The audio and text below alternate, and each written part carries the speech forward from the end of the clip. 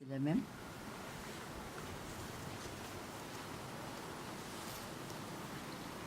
Oui. Erin. Comment on dit Erin. Aux mémoires C'est quoi de la fin de la guerre et des And des Krieges in Europa der. Parce qu'elle elle est allée à l'armée. Ok. Quand elle a quitté Vienne, elle est partie à Londres et là, elle est entrée dans l'armée. T'arrives à lire, Mamie, ce qu'il y a Non. Der. C'est Get. Oui, qui c'est C'est Paul, Lui, c'est... le frère de Opa qui s'est Ça, c'est le suicidé frère de à Opa. Londres. Ça, c'est Ricardo. Ah, bon, on y vient. Mon premier amour. Tabaco. C'est au ski. Hein. Mais vous n'avez pas fait du ski en Italie. Ben non. C'est après la gare ou avant la gare, tu penses? Ricardo, l'amoureux dont on a tant entendu parler. De ma jeunesse. L'amoureux des montagnes italiennes. Avec les skis. Et ça, c'est maman et moi. C'est joli, maman.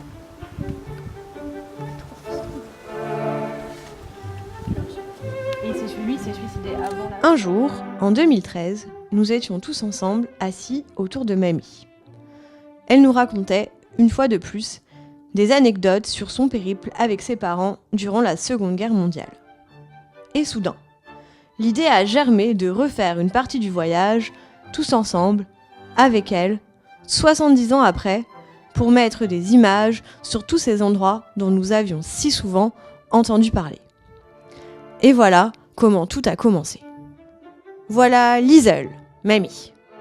À côté, c'est Sylvie, sa fille, ma maman. Là, c'est Claude, mon oncle, le fils de Liesel. Et là, c'est moi, Capucine, la fille de Sylvie. Voilà Chloé, ma sœur cadette, et Victor, mon petit frère. Voilà Jacques, notre père, en train de plaisanter comme toujours, et Laura, la fiancée de Victor. Andreas, notre cousin, le fils de Claude, et Renaud, le mari de Chloé. Et puis bien sûr, Floppy. Pour réaliser notre projet et retrouver ces endroits où Mamie a séjourné pendant la Deuxième Guerre mondiale, nous avons fait de longues recherches. Plusieurs historiens formidables nous ont aidés à retrouver certains de ces lieux. C'est ainsi que nous avons décidé de consacrer notre voyage à la période entre Vintimille, Nice et l'Italie jusqu'à la fin de la guerre. Et c'est ce que nous allons vous raconter. Mais d'abord, revenons à l'histoire de Liesel depuis sa petite enfance jusqu'au moment où nous vous retrouverons à Vintimille.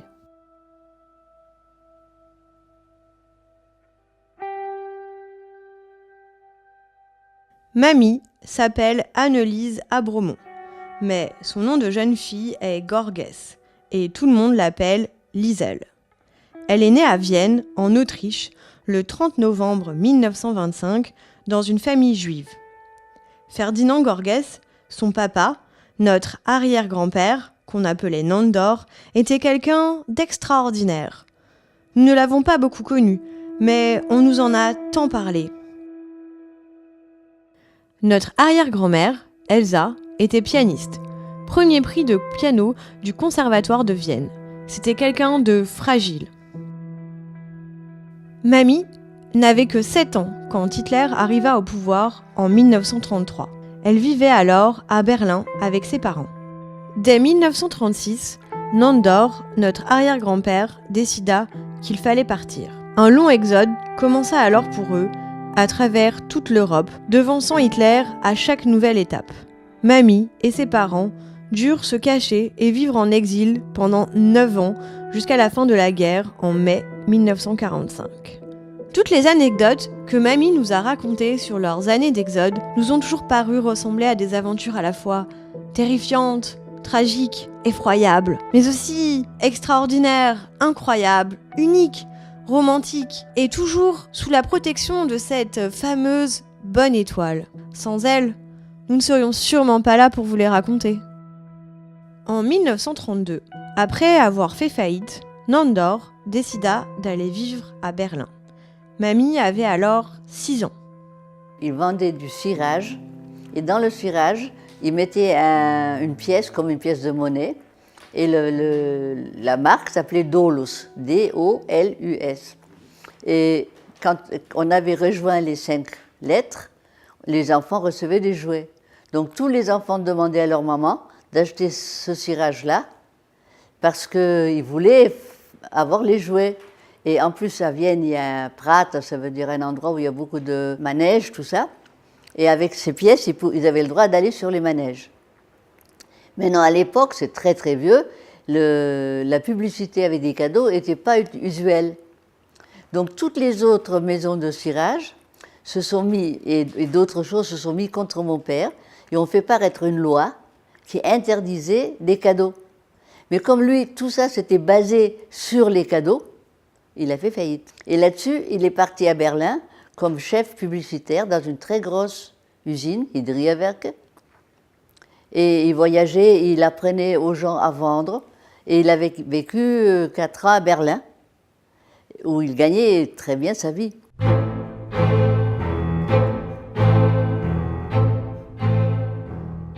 Mamie nous a toujours raconté qu'ils étaient heureux à Berlin. À ce moment-là, aucun juif berlinois n'aurait pu imaginer la suite. Ils vivaient tous en harmonie avec les Allemands non-juifs, qui, pour beaucoup, n'imaginaient pas eux-mêmes que tout cela serait possible. Moi, par exemple, à l'école, il y avait une maîtresse d'école qui s'appelait Mademoiselle Ulrich. Et quand il y avait, par exemple, une leçon de chant, chaque enfant devait chanter une chanson. Et une enfant a chanté une chanson qu'en français, c'est le sang des Juifs gicle des couteaux. Hein? En allemand, c'est Wenn das Judenblut vom Messer spritzt. C'est une chanson célèbre que les SS chantaient. Elle a fait interrompre cet enfant. Elle a dit, imagine qu'on te chante ça, tu aurais de la peine. Et la petite, elle a comme André et moi, je me suis dit, mon Dieu, si l'enfant chante une chanson comme ça, c'est le papa est SS.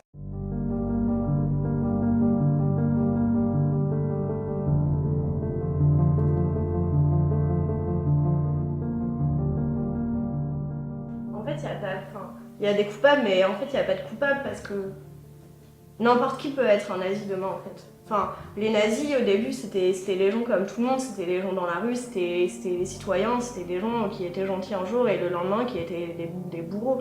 Et c'est un système, c'est un emballement qui fait que n'importe qui peut devenir demain ton bourreau. Et donc au final, c'est ça, c'est que on sait, enfin on apprend, mais ça c'est pas les histoires de mamie, c'est si, puisque c'est aussi, en fait on met en lien ces histoires avec l'histoire et ce qu'on apprend à l'école ou à l'université, c'est voilà, tes copines de classe, le lendemain, elles te donnent des coups de pied, mais pourquoi? On ne sait pas en fait, c'est pas une personne, c'est pas un coupable, c'est tous les gens qui, enfin pas tous les gens, mais beaucoup de gens qui sont des moutons et avec un contexte, ils peuvent devenir les pires personnes. Donc ça veut dire qu'on sait que demain, une personne qui est notre copain, on peut devenir n'importe quoi. Moi, je pense qu'il y a des gens mauvais et des gens bons partout.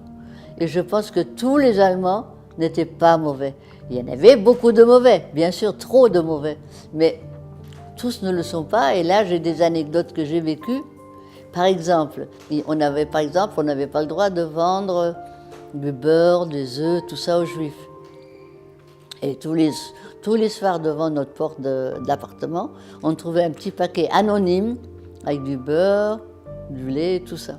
Il y a des coupables, mais on dit souvent que le juif est apatride, qu'il n'a pas de pays. Mais quand on voit ça, on comprend aussi pourquoi. C'est-à-dire qu'on se dit que si à un moment il faut devoir se changer de pays vite, se déplacer vite, on va garder ça en tête que vaut mieux pas rester, vaut mieux partir. Et donc l'attachement, des fois on va essayer de se détacher naturellement des choses pour se dire que s'il faut, il faut. S'il faut partir, s'il faut bouger, s'il faut changer.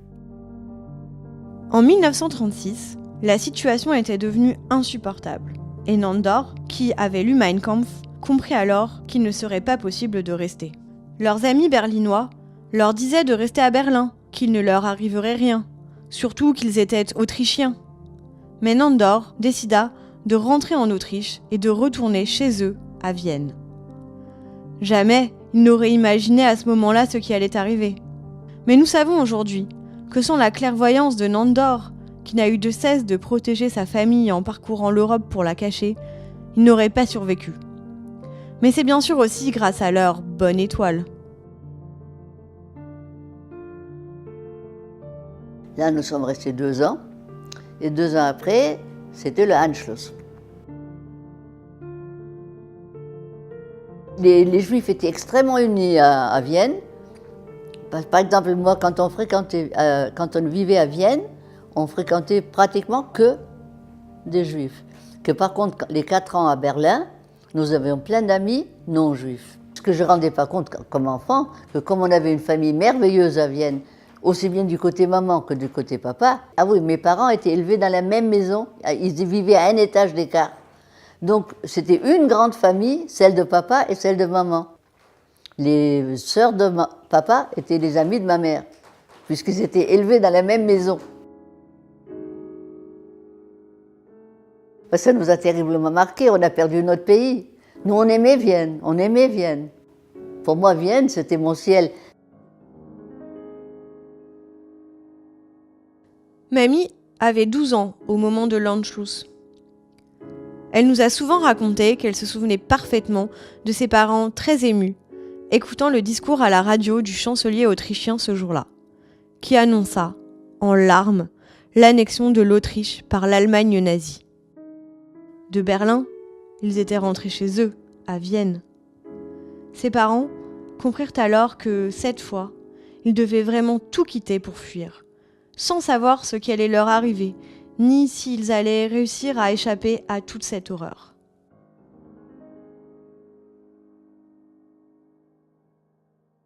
Après, nous sommes restés 1 an à Prague, où Hitler nous a rejoints. Parce que nous, on a toujours fait l'avant-garde de Hitler. Berlin, Vienne, Prague.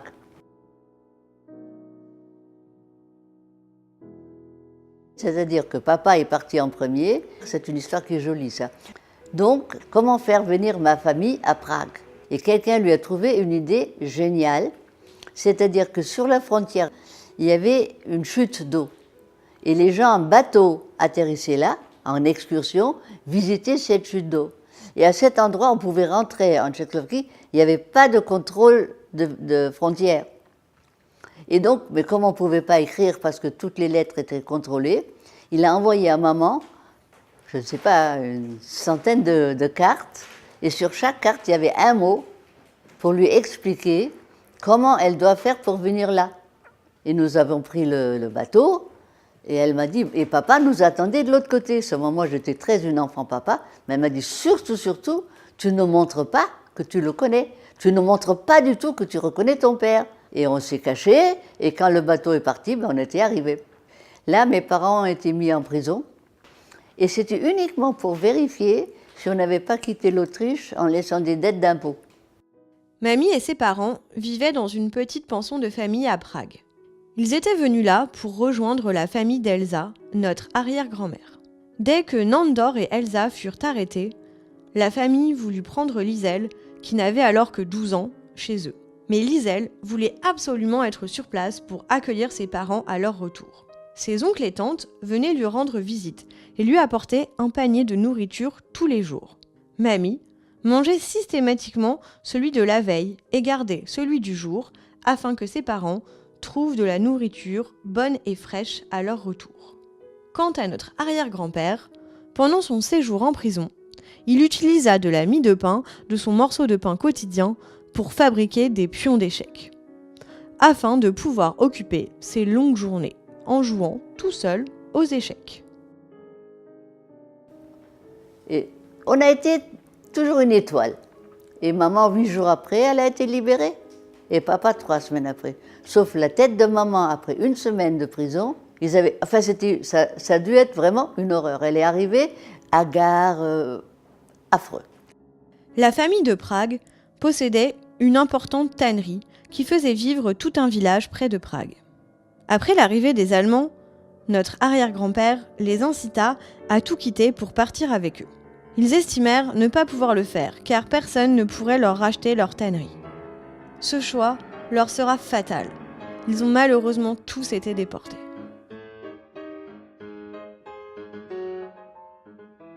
De là, on est parti à Genova.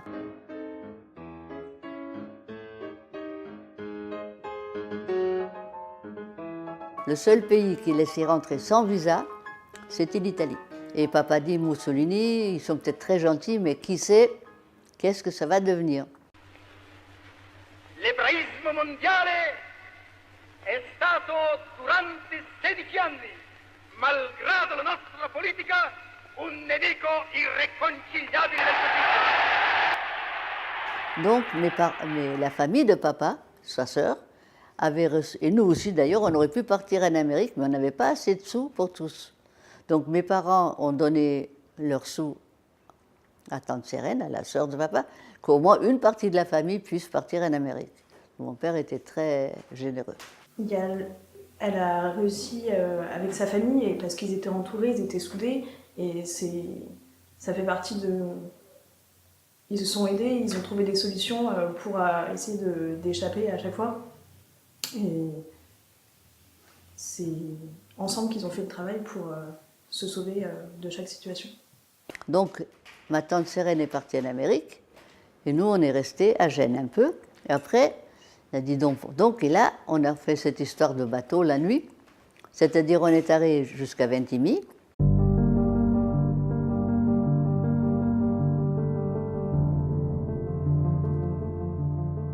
À Ventimille, on a pris un tout petit chemin, il y avait des lucioles, on est descendu un par un tout petit chemin pour arriver à l'eau. Il ne fallait pas faire de bruit, Et là, il y avait plusieurs fois, le bateau faisait l'aller-retour. Et avec ce groupe, il y avait une dame avec un bébé, un monsieur unijambiste. Personne n'a voulu les prendre. Nous, on était le dernier bateau. Personne n'a voulu les prendre. Le bébé peut pleurer. Papa a dit, ils vont être notre ange gardien et on va les garder avec nous. Nous, on était le seul bateau à ne pas avoir été pris. Grâce à papa, on avait notre ange gardien. D'ailleurs, il a écrit un livre, mon papa, en marquant une vie sous une bonne étoile. Parce que toujours, au dernier moment, il y avait une étoile qui nous aidait. Et mamie, elle racontait toujours les histoires positives, qu'ils avaient une bonne étoile, donc c'était plus comme on a eu de la chance, et c'était comme des histoires joyeuses, alors que c'était très dur, mais c'était toujours raconté comme quelque chose de joyeux. Ça veut dire qu'on pourra... faut toujours essayer de trouver le positif, partout.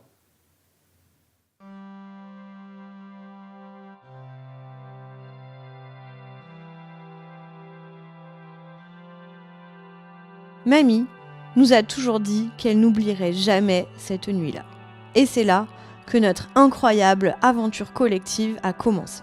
Tous ensemble, enfants, petits-enfants, conjoints, nous sommes partis à 10 dans un minivan autour de Mamie. Elle était si heureuse d'être au milieu de nous tous pour retrouver ces lieux de mémoire 70 ans après. Et c'est à partir d'ici que nous avons pu, grâce aux historiens qui nous ont aidés, refaire la partie du voyage que nous allons vous raconter maintenant. Là, à Ventimille, un ami historien, Paolo, nous a aidés à retrouver la fameuse petite crique. Alors, avec toute probabilité, la plage est là derrière. On ne la voit pas. Je vous le montre, tout ce qui va partir d'ici. Voilà. On va essayer de s'arrêter un moment à la plage de Latte.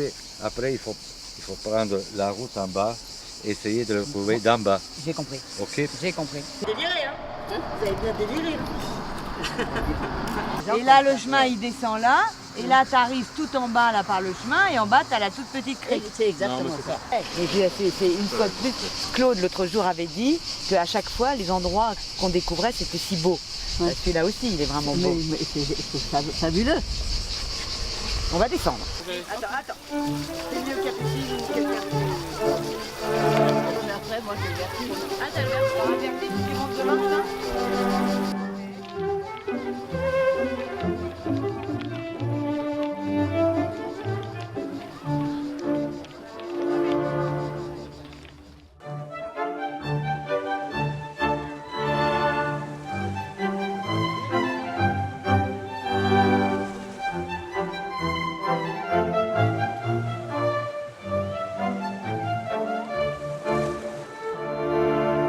Avant, je vous ai dit, et peut-être ça serait intéressant si la dame il se souvient, si le bateau était à rame ou à moteur. Voilà. Alors ça ne devait pas être tellement loin. Normalement, on débarquait au port de Menton. Il n'était pas grand comme ça, il était beaucoup plus petit. Là. Donc c'était 10 minutes. En 10 minutes, on est débarqué là. Quand le transport ça commence à se développer, normalement la surveillance française elle monte. Et on était obligé on était obligé de débarquer toujours plus loin. Jamais à la Côte d'Azur, il y a beaucoup de vagues. Cette nuit-là, il y avait des vagues hautes comme ça, qu'on n'a jamais compris. Jamais, jamais. Moi, j'ai vécu après 7 ans à Nice, il n'y a pas de vagues. Alors, pour atterrir sur un tout petit rocher, c'était l'horreur. En plus, maman, dans le fond du bateau couché, elle a été malade. Et alors, c'était organisé. Ceux qui avaient pu s'échapper, il y avait des taxis qui nous attendaient là-haut et nous amenaient à Nice. Mais oui, elle est là. Ah oui, oui. Ah oui. Je me rappelle qu'elle était très belle. Là, à droite. Tu la vois pas? Tu vois pas la pointe? Oui. Tu la reconnais ou pas? Non, tu la reconnais pas. Ça veut rien. Ça réveille rien du tout. Voilà. Là, c'est foutu. Ça. Ça, Je ne peux c'est- pas vous dire que oui, c'est Bah, pas vrai. tu dis la vérité. Je dis la vérité, non. Et tu venais tous les vendredis, tous les samedis.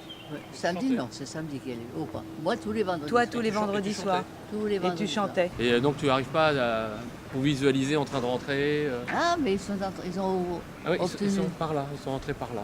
Peut-être avoir un Venez, jeu de venez, faire- elle a dit.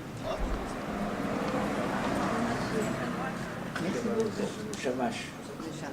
Merci de nous accueillir. Merci beaucoup. Il faut demander à maman. Il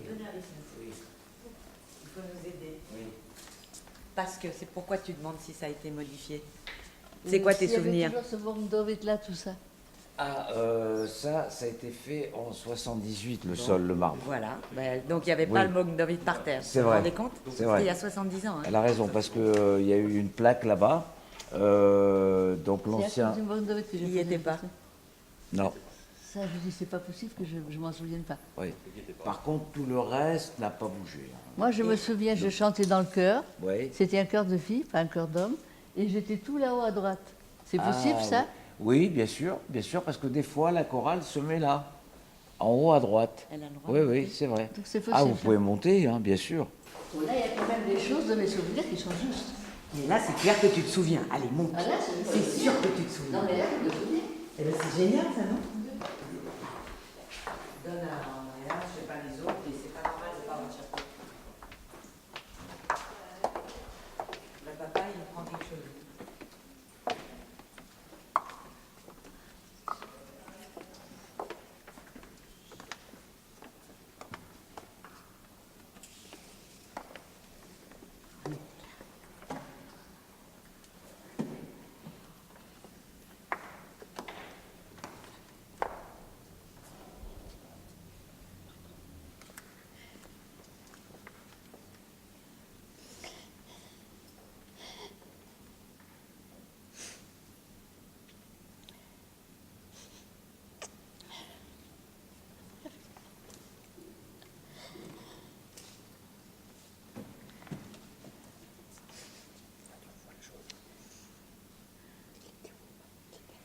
Ça, c'est très, très dur.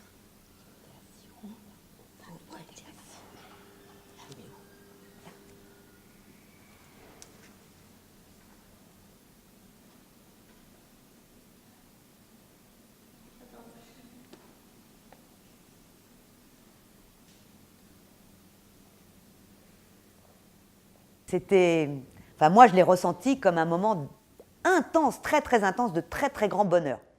Parce que ces histoires, on les avait toujours entendues depuis notre petite enfance, et de mettre des images, des vraies images sur tous ces endroits dont on avait toujours entendu parler, c'était extraordinaire. Et le plus extraordinaire, c'était de voir maman avoir ces flashs de mémoire. Donc quand tu es arrivée tout à l'heure, quand tu t'es penchée là, Oui. tu as eu un flash Je de voyais mon souvenir. papa. Et donc, Et je voyais mon père, et moi j'étais très, très, très fille-papa. C'était mon papa, c'était un peu un bon Dieu. Et je le voyais en face de moi. beaucoup de gens qui venaient dans la synagogue, c'était des réfugiés Oui, comme oui, vous. oui. À mon avis, oui. Et à mon avis, le cœur déjà, c'était des gens comme moi. Ah, le chœur aussi. Oui, oui. Les autres filles qui chantaient avec toi, c'était pas du tout des niçoises. Il y avait peut-être quelques-unes. Mais c'était beaucoup très de mélangé. réfugiés. Mais il y avait très peu de juifs français. Oui, c'était un lieu de rencontre. La première fois que tu es venue à la synagogue, Mais je me rappelle que j'ai beaucoup aimé cette synagogue. J'ai énormément aimé cette synagogue. Ça, j'ai un souvenir de paix, de harmonie. Attends, Victor, il voulait Ça n'a aucune. Les gens que tu as rencontrés ici, il y en a qui ont dû te suivre à Saint-Martin au final. Tu as dû rencontrer des gens avec qui tu étais après à Saint-Martin, puisque beaucoup des gens de Saint-Martin-de-Vésubie étaient de Nice. Oui, Nice, Georges, je l'ai connu ici, puis il est monté là-haut. Hein. La première personne de Nice que j'ai rencontrée à Saint-Martin-de-Vésubie, c'est Georges, mon meilleur copain. Oui, bien sûr. Et qui venait aussi à la Tous synagogue. qui étaient à Saint-Martin-Vésubie, c'était tous des juifs de Nice. Que tu devais voir à la synagogue, que tu devais fréquenter ici, forcément. Oui. C'était des visages que tu as dû retrouver longtemps. À Saint-Martin, je ne me rappelle pas. Papa, il a dû y aller, moi, j'ai pas dû y aller beaucoup. Moi, je suis folle, moi, là-bas. Et vous aviez pas peur d'aller à la synagogue? Non. Ah non. Je pense pas qu'il y a jamais rien eu à la synagogue. Des rafles ou des choses comme ça, j'en ai pas entendu dire. Je crois pas. Alors, quand il y avait des rafles, on n'allait pas à la synagogue. Non, mais le fait de dire qu'il y a autant de juifs au même endroit, vous aviez pas peur? Mais quand moi j'y ai allé, c'était zone libre. Ah oui, c'est Ouais, mais zone libre. même si Il y avait c'était pas de zone libre, problème, on n'était pas de non, poursuite, non. il y avait... Zone libre, il n'y avait rien. Non, Zone on se libre, sentait vous vous libre. sentiez vraiment libre? Comme à chaque fois, Mamie, Nandor et Elsa ont précédé Hitler. Lorsqu'il passe cette fameuse nuit de Vintimille à Nice, nous sommes en septembre 1939.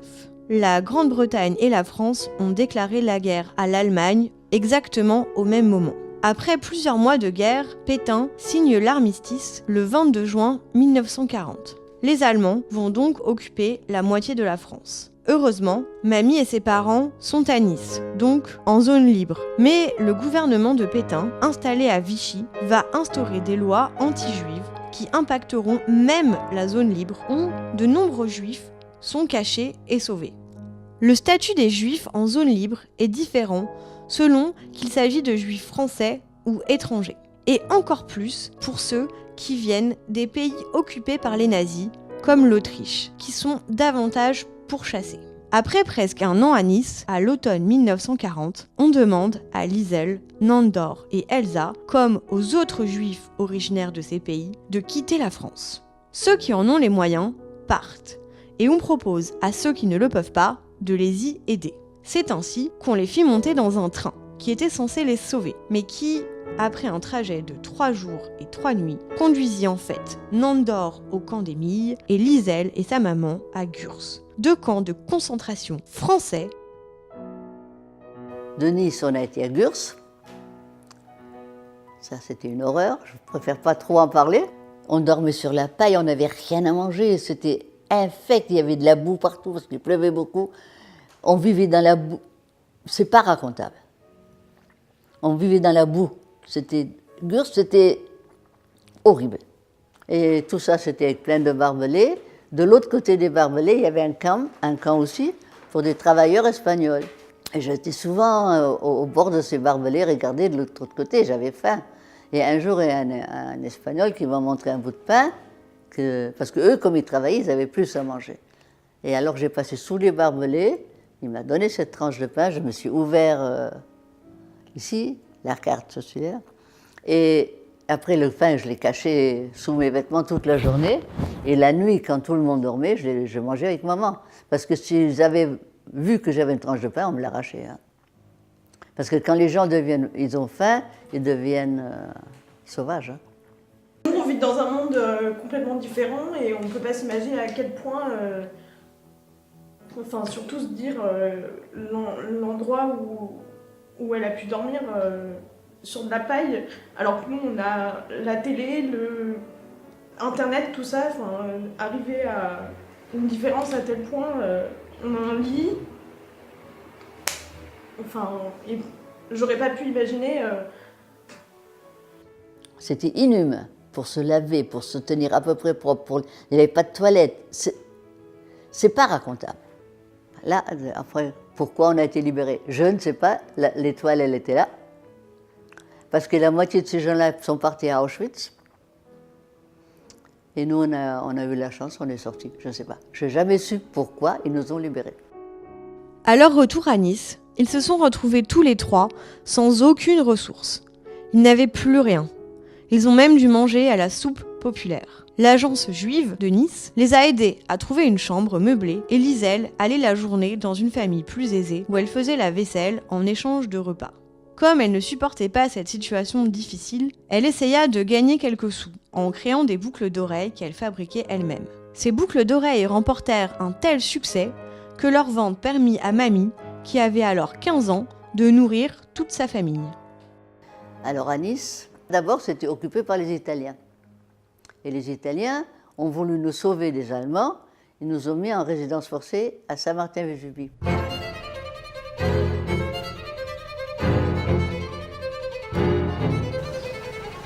This house, it's there. But we don't know Tu how to reconnais go ou in. pas? S'il vous plaît. Ah, déjà, Claude, il est dedans. Par où t'es passé? Et ça, c'est les seuls 6 mois où nous avons vécu d'une façon merveilleuse, en paix, sans avoir peur, puisque on avait peur de quoi? Ils étaient là, les Italiens.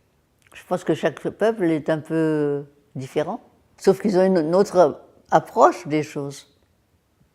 Les Italiens, ils sont accueillants, ils sont souriants, ils sont bienveillants d'office. Hop là. Mamie, faut que tu expliques pour la caméra. Ça, c'est la maison où nous habitions pendant 6 mois, parce que papa, il cherchait toujours un piano, et c'est cette maison-là, il y avait un piano. Et maman, on vivait parce que maman donnait des leçons de piano, et en plus, il avait trouvé l'huissier du village, qui jouait merveilleusement bien du violon, et qui venait tout le temps faire des concerts avec maman. Et les officiers italiens, tous les dimanches, venaient écouter les concerts.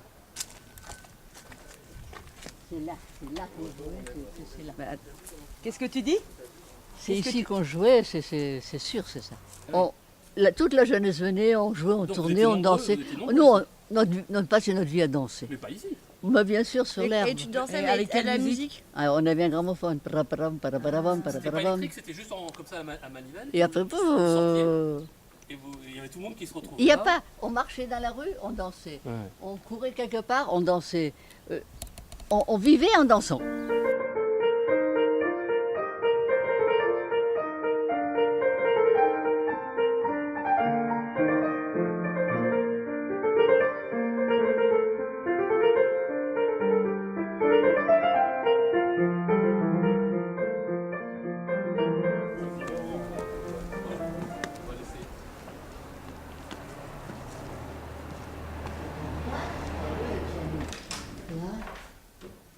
Non, c'était une chambre à coucher. Et je cherche où il y avait le piano. Là? Peut-être là. Ah bah oui. C'était là? C'était là. Tu peux entrer. Hein. Je vais refaire. C'était là, il n'y a pas de problème. Entre. On mettait les chaises, c'était un peu comme ça. Hein. C'est moins chaud là. C'est incroyable ça. C'est là qu'il y avait le piano, c'est là que maman jouait, c'est là que ça se passait. Mais moi je suis sur la place là-haut. Bon, merci beaucoup monsieur, c'est très très aimable. Il y a des locataires. Tu as reconnu Mamie? Comment? Tu as reconnu Mais oui. Oh, mais on vient, ça n'a pas beaucoup changé. Hein. Non, non. Ça n'a pas changé. Ça n'a pas changé. Hein. Non. Non, non.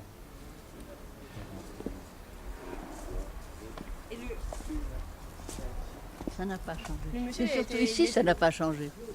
Le jardin n'a pas changé. C'est dingue. Et le monsieur, il était déjà là quand il était enfant, il était déjà ici, en même temps que toi. Ah bon? Il a dit qu'il avait 5 ou 6 ans. Et la maison, elle appartenait au boucher du village. C'est ça. Et il y avait un piano avant. Oui, il y avait un piano, mais il y a longtemps. Ah, mais il y a longtemps. Il y a longtemps. Moi, je n'ai pas connu le piano. Hein. Donc, d'accord. Donc, tu vas. Ah, c'est sûr? Ah, mais ce que je me souviens le plus, c'est le jardin avec le l'arbre. jardin et la maison et les marches. On vivait là. Merci infiniment, monsieur. Tu sais, il y a si longtemps que je doute de moi-même. Oui, mais enfin, c'est des souvenirs tellement incroyables que Ah oui. ils restent gravés. C'était pendant la guerre, c'était très très dur. C'était les 6 mois de vacances pendant la guerre. Sei mesi magnifici. Sei mesi di piacere e di ballo. Molto importante per me. Ancora oggi ballo. Ça résume tout, c'est tellement incroyable de dire ça. Et donc on allait. Et alors aussi, ce qui est formidable, c'est que les gens que l'on a rencontrés pendant ce voyage, tous nous ont fait rentrer. Où on allait, c'était là, mais venez voir, visiter. Donc on a pu rentrer comme si toutes les portes s'ouvraient pour ce moment de mémoire. C'était vraiment, il y avait une magie comme dans cet épisode. Et alors là, après 6 mois, les Italiens ont cessé la guerre avant la fin de la guerre. Ils nous ont rassemblés sur la place, ils nous ont rendu nos papiers. Ils nous ont dit, si vous traversez la montagne, de l'autre côté, il y a les Anglais, les Américains. Nous, on n'a pas assez de camions pour vous amener, il faut aller à pied. Ils nous ont simplement dit, vous partez par là. Ils nous ont expliqué nos chemins à prendre. Et là, j'ai appris dernièrement qu'il y avait quelques-uns qui avaient déjà construit le chemin et qui savaient où on devait aller. Je n'ai jamais su ça.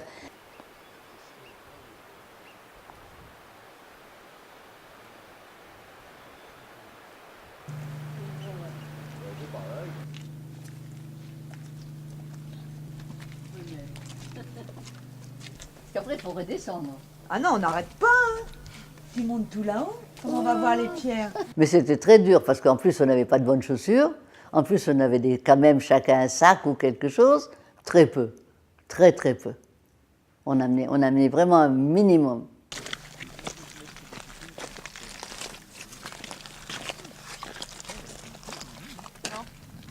D'ici, déjà, tu peux montrer les pierres à la caméra. Et là, moi, je pense qu'il Pas faut... plus, moi. Quoi? Poussez-vous. Si tu vas juste... Non, elle peut pas. Non, ça me fait Elle vraiment peut pas. tourner la Elle tête, peut pas. honnêtement. Ah, elle peut pas? Non, franchement pas.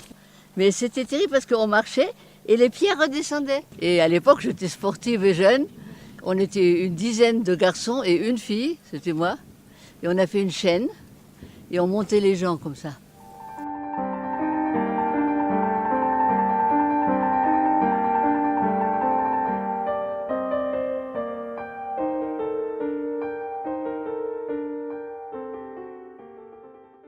La traversée a duré 3 jours et 3 nuits.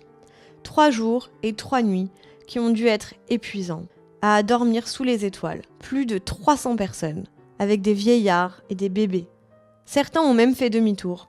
Ils ne pensaient pas pouvoir y arriver et voulaient retourner à Saint-Martin-Vésubie, où ils avaient été si heureux. Ils y ont trouvé les Allemands et ont été déportés. Et voilà, Liselle, Elsa et Nandor sont arrivés de l'autre côté. Et la première chose qu'ils ont apprise, c'est qu'il n'y avait pas les Anglais ou les Américains, mais les chars allemands qui venaient d'envahir l'Italie. Alors là, après, on a marché. On est arrivé de l'autre côté après 3 jours et 3 nuits. Et là, on est arrivé tout en haut d'une montagne, il y avait un village. Et ils nous ont accueillis, ils ont fait une grande soupe dans des grandes marmites. Ils nous ont accueillis d'une façon extrêmement amicale. Ils nous ont donné de la paille pour dormir dessus. Enfin, on était affamés, on était très fatigués. Et papa, il a dit, on est trop nombreux ici, c'est pas possible, on va se faire prendre. Les Allemands, dès qu'ils vont entendre qu'il y a des Juifs là-haut, ils vont venir. Et maman, s'il te plaît, laisse-moi me reposer au moins un jour, j'en peux plus. Papa dit, je regrette beaucoup. À 6 h du matin, on s'en va. À 10 h du matin, les Allemands étaient là-haut. Et tous ceux qui étaient restés là-haut se sont fait prendre et sont partis à Auschwitz. Et nous, on est descendus dans le village, tout seuls, que nous 3. On était chacun pour soi. D'ailleurs, souvent, je me suis dit, pourquoi qu'on n'est pas parti avec d'autres? Non, on est parti tout seul. Parce que je crois qu'on avait trop peur. D'abord, on est resté à Ritana quelques jours. Mais là, les Allemands venaient très souvent. À chaque fois, il fallait se cacher dans des petites baraques où il y avait des feuilles séchées pour l'hiver des animaux. Et on se cachait sous les feuilles. Et après quelques jours, papa a dit, non, ça, c'est trop dangereux, on va monter dans la montagne. Il faut dire que les Italiens, là-haut, ils nous ont accueillis, nous ont donné à manger, nous ont hébergés. Eux, ils pensaient que comme pour aller là, il y avait 2 heures de marche avant d'arriver à une route carrossable, il ne pouvait pas y avoir d'Allemands. On n'était que nous 3. C'est le hasard des choses. Mais par contre, les gens qui étaient arrivés de Saint-Martin-Vésubie se sont éparpillés dans toutes les vallées des environs. Mais dans notre vallée à nous, il n'y avait que nous. Après les Feldman et les Cavaliers, on sait tout. Queste qua è dei vicini francesi. C'è ancora questa, c'è ancora, sì c'è, è sotto i francesi, è sotto quella casa sotto- bianca con le portine rosse. Perché dovrebbe essere... Parce que on va chercher la maison de Oui, Feldman, c'è ancora, oui. et puis en face il y avait sa Oui, maison. oui. n'est-ce pas? Alors, je crois que Se vuoi la posso vedere qua subito. c'est à Vaglia, sì, andiamo di sotto. On descend. Oh. Et voici le point d'orgue de notre voyage. Grâce à Lucio, l'un des historiens qui nous a le plus aidés dans nos recherches, nous avons pu retrouver la cabane où Mamie avait été cachée pendant 2 ans avec ses parents dans les montagnes du Piémont italien jusqu'à la libération en 1945. La grange pour animaux dont nous avions si souvent entendu parler. Sans eau, sans rien, où il faisait si froid l'hiver qu'il fallait dormir tout habillé, où il y avait des puces et des souris qui leur couraient sur le visage pendant la nuit. Et pourtant, où nous avions toujours eu le sentiment qu'ils avaient été heureux. Heureux car à l'abri, entourés de paysans qui étaient aussi démunis qu'eux, mais qui étaient si généreux qu'ils étaient prêts à partager le peu qu'ils avaient. Heureux, même si nous savions que Mamie avait été paralysée pendant 6 semaines par sous-alimentation et avait perdu tous ses cheveux. Heureuse, car c'est là qu'elle avait connu son premier grand amour si romantique avec Riccardo, le fils d'une autre famille juive italienne cachée dans la même vallée qu'eux et qui était leur compagnon d'infortune. Difficile de s'arrêter tant les anecdotes sont nombreuses, mais le plus impressionnant pour nous, c'était d'être là, avec elle, et d'assister à son émotion si extraordinaire et à ses flashs de mémoire. T'as celles qui sont effondrées, c'est pas dit non plus qu'elles sont en état. Non, ce serait plutôt celle-là. Tu dirais quoi? Elle était grande? Elle était assez grande. Il y avait une espèce de balcon. Ah bah, oui. il y avait un balcon. Oui, oui. oui, oui, oui, oui. Bah, c'est- Oh, bah c'est celle-là. Oh là là là là là là. C'est Tu là. reconnais? Oui. Oh là là. Ça fait un effet. Oh, ça c'est là, c'est sûr. Ah, ouais. Regarde, c'est très logique ce que tu dis. Parce alors que là, vas-y, ça répète. devait être fermé où il y avait des feuilles derrière. Et il y avait un étage. Tutto quello era pieno di foglie a secco e tutta questa parte l'abitiamo. E qui c'era una stufa per scaldare e qui ci poteva andare su sul balcone e là ci mettiamo le coperture per le puces, come on dit puces. Les Lucio, il y avait les puces. Les pulci. Le pulci. Beaucoup, e beaucoup. Tutte quelle e c'erano molto anche le souris. Les souris. Et i topi. Topi. Topi. E qui viviamo. Et c'était comme ça par terre, de la terre battue donc. Terre battue. Era come delle scatole con la paglia dove dormiamo e ci mettiamo un cosa così che le toppe non andavano sulla figura. E una volta ci sono venuto un dottore per mi vedere, ma era già quasi verso la fine e mi ha portato della carne e i miei genitori hanno detto oh, di tanto tempo che non abbiamo visto carne, la sera non la mangiamo, domani a mezzogiorno la facciamo cucire e la mangiamo.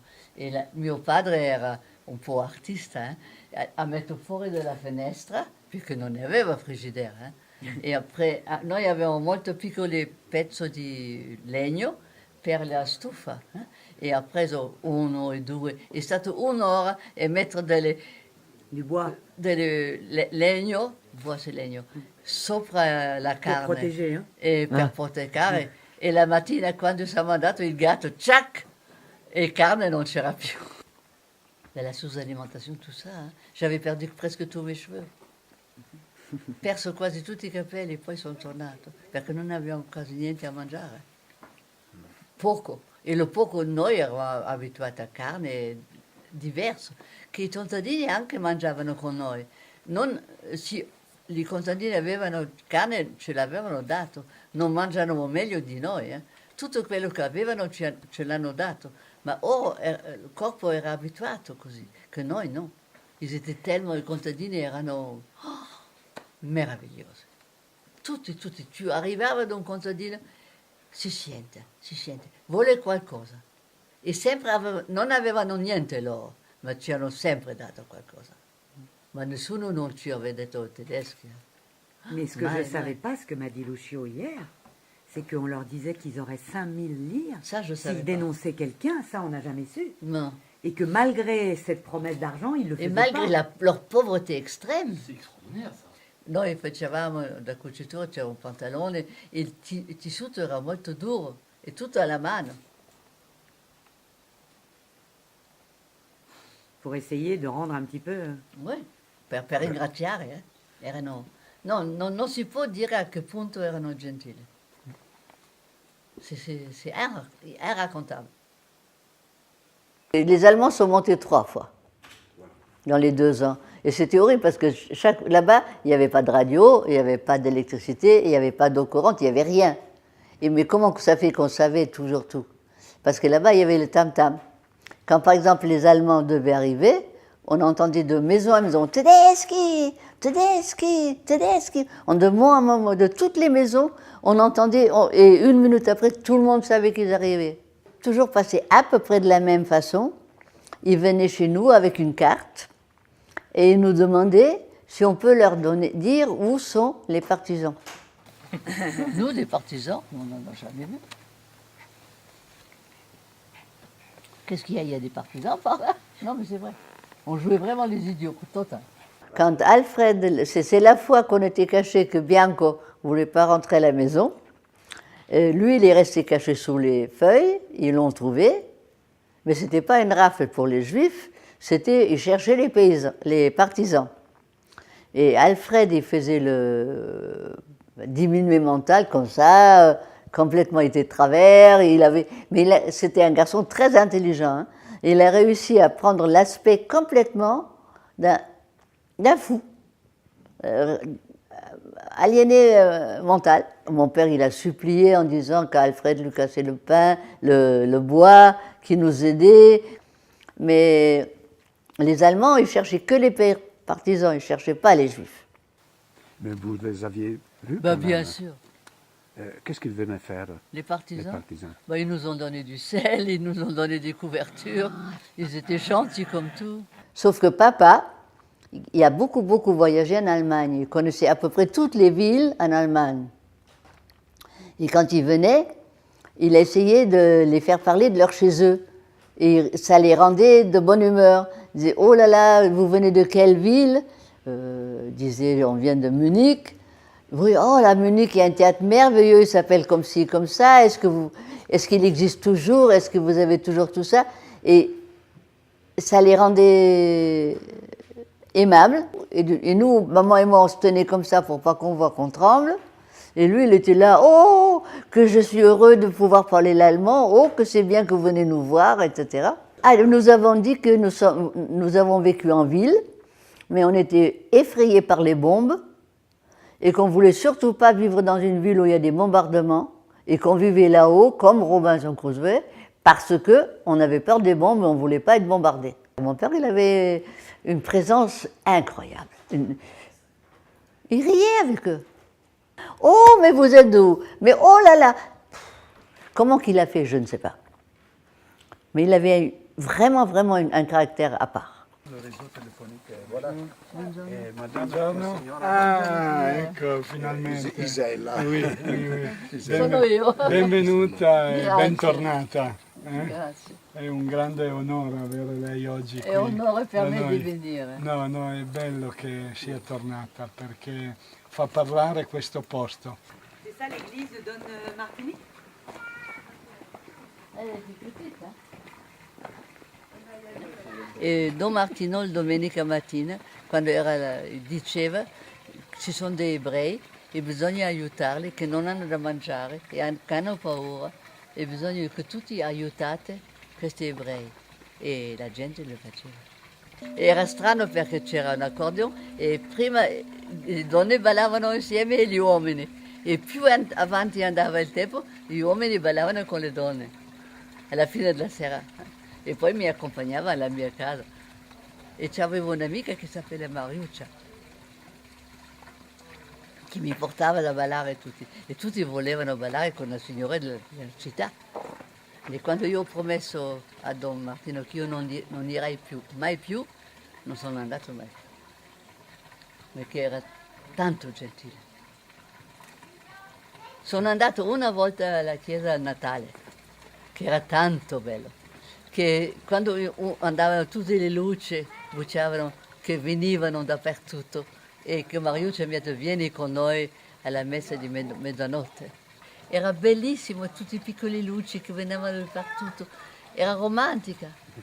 Con le luci. Era la notte, tutto era scuro e venivano dappertutto per la chiesa. Et venivano con la bougies ou des petites louches pétrole, ils avaient des petites lampes. Ils venaient de là-haut, de partout. On voyait dans les arbres les petites lumières. Questo Natale non lo dimenticherò mai. Tous les jours, le soir, on priait. Mais pas juif, catholique, machin chouette. Bon Dieu, laisse-nous là jusqu'à la fin de la guerre. Tutte le sere, mio padre e mia mamma, insieme, bon Dio, lascia qui fino alla fine della guerra.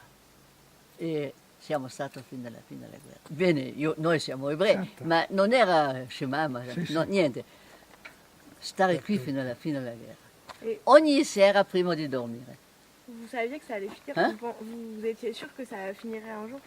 On ne savait pas du tout, on ne savait rien. Mais vous vous disiez que ça allait finir, vous disiez pas que ça allait... Ben, une guerre, elle finit. Bah non, mais ça pouvait rester longtemps. Ben, on ne savait rien. Toutes les guerres, elles ont une fin. Toutes les guerres ont quand même une fin. Ça peut durer longtemps. Ben, ça a duré assez longtemps. Hein. Non, on ne pensait pas combien de temps. On mettait aucune limite. C'était juste espérer de passer au travers, quoi. Exactement. Exactement.